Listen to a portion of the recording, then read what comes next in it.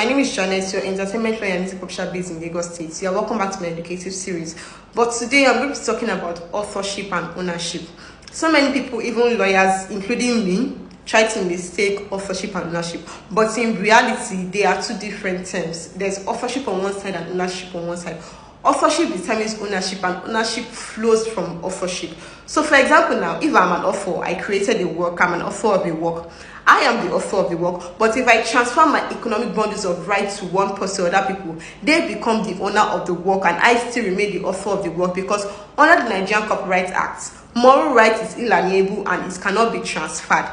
I retain the authorship status while they become the owners of the work. That's one distinction. Another distinction is under artistic, musical and literary work.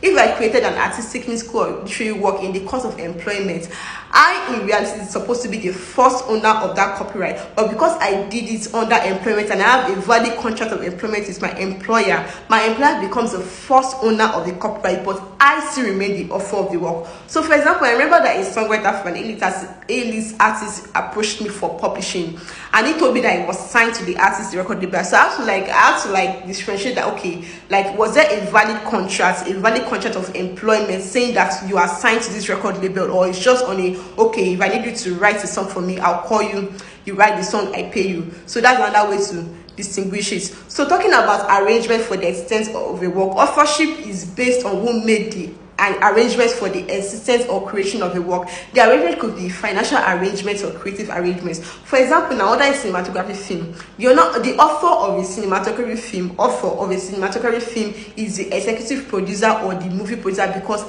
they invested money. They brought money for the creation of the work. That means they made financial arrangements for the creation and existence of the work. While under a photographic work, the person that took the picture with their phone or their device is the author of the work because they made creative arrangements for the creation of the work.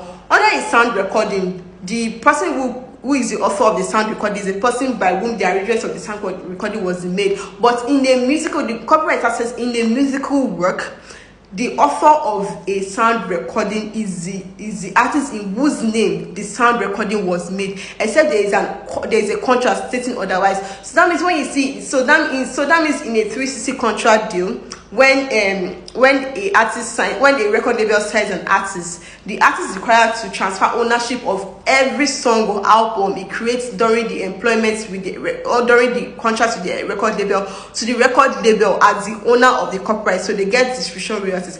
Thank you guys for listening to me. Hope to see you next time. Bye.